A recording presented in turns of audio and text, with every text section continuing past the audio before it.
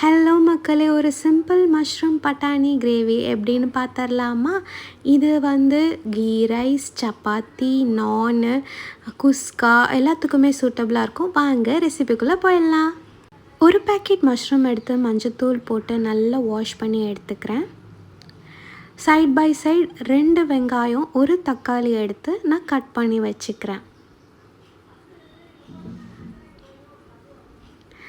நான் ஃப்ரெஷ் பட்டாணி தான் இங்கே எடுத்திருக்கேன். காஞ்ச பட்டாணி எடுக்கல. ஃப்ரெஷ் பட்டாணி கிடச்சா நீங்கள் அதை ஃப்ரிட்ஜில் ஸ்டோர் பண்ணி யூஸ் பண்ணிக்கலாம். 1 இயர் ஆனாலும் கெட்டு போகாது. நல்லா ஃப்ரீஸ் பண்ணிடணும் இந்த பட்டாணியை. நாங்கள் சீசன் வரும்போதெல்லாம் ஒரு 2 kg 3 kg வாங்கி ஸ்டோர் பண்ணி வச்சுப்போம். இது 10 மினிட்ஸ் தண்ணியில் ஊறட்டும். சைட் பை சைடு ஒரு மிக்சர் ஜாரில் ஒரு தக்காளி எடுத்து வச்சுருந்தோம் இல்லையா, அதுவும் காஷ்மீரி மிளகாய், அப்புறம் 1/4 ஸ்பூன் இஞ்சி பூண்டு பேஸ்ட் போதும். ரொம்ப மசாலாவாக இருக்கும். போட்டு நல்லா பேஸ்ட்டாக அரைச்சிட்டு வந்துடலாம்.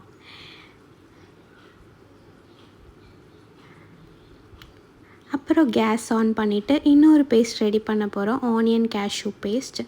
அதுக்கு கடாய் காஞ்சோடனே எண்ணெய் ஊற்றிட்டு நம்ம கட் பண்ணி வச்சுருக்கிற ஆனியன்ஸை போட்டு நல்லா வதக்கிக்கலாம். நல்லா கோல்டன் ப்ரௌன் ஆகிற அளவுக்கு வதக்கி விடுங்க.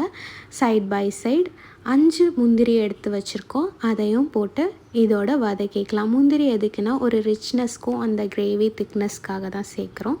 ஸோ கோல்டன் ப்ரௌன் ஆகிற அளவுக்கு வதக்கிட்டோம்.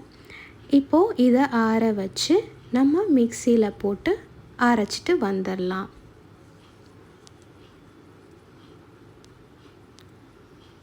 நல்ல ஒரு பேஸ்ட்டாக அரைச்சிக்கோங்க. திப்பியாக அரைக்காமல் நல்லா முந்திரியெலாம் பேஸ்ட்டாக அரைஞ்சிடணும். கேஸ் ஆன் பண்ணிவிட்டு நம்ம எடுத்து வச்சுருந்தோம் இல்லையா பச்சை பட்டாணி, கொஞ்சம் நேரத்துக்கு தண்ணியில் போட்டு அதை சைட் பை சைடு வேக வச்சுக்கலாம். ஒரு 5 to 10 மினிட்ஸ் இது வெந்தாலே போதும். ரொம்பலாம் டைம் எடுத்துக்காது பச்சை பட்டாணி வேக. கடாயில் 1 ஸ்பூன் மட்டும்தான் நான் நெய் சேர்த்துக்கிறேன், 1 டேபிள் ஸ்பூன் அளவுக்கு. கொஞ்சம் எண்ணெய் சேர்த்துட்டு, நான் ஃப்ளேவர்ட் ஆயில் சேர்க்கல, ரீஃபைண்ட் ஆயில் தான் சேர்க்குறேன். ஆனியன்ஸ் சேர்த்துக்கிறோம். கொஞ்சமாக நம்ம ஆனியன்ஸ் சேர்த்துக்கலாம், கட் பண்ணது. இது நல்லா கோல்டன் ப்ரௌன் ஆன உடனே நம்ம எடுத்து வச்சுருந்த தக்காளி, காஷ்மீரி மிளகாய் பேஸ்ட் இருக்கு இல்லையா, அதை சேர்த்து நல்லா எண்ணெய் பிரிஞ்சு வர அளவுக்கு வதக்கி விடணும். அந்த பச்சை ஸ்மெல்லாம் போயிருக்கணும். எப்போயுமே நம்ம ஸ்லோ குக் ப்ராசஸ் தான் டேஸ்ட்டாக கொடுக்கும். ஸோ டைம் எடுத்து வதக்குங்க.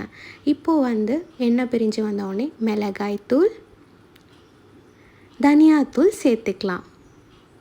சேர்த்துட்டு ஒரு வதக்கிட்டு நம்ம வேக வச்சுருந்த பச்சை பட்டாணியை சேர்த்துக்கலாம்.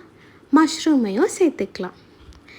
இப்போது இந்த மஷ்ரூமும் பட்டாணியும் நல்லா வதக்கி விட்டோடனே இந்த மஷ்ரூம்லேருந்து ஒரு தண்ணி பிரிஞ்சு வரும். அந்த தண்ணியெலாம் வற்றணும், அந்த அளவுக்கு வதக்கணும். தண்ணி வற்றின உடனே நம்ம அரைச்சி வச்சுருந்த வெங்காயம், கேஷ்யூ நட் பேஸ்ட்டை இது கூட சேர்த்துக்கலாம். சேர்த்து நல்ல ஒரு குட் மிக்ஸ் கொடுக்கலாம். நல்லா இது வதங்கி வந்த உடனே சீரகத்தூள் 1/4 ஸ்பூன் சேர்த்திக்கலாம்.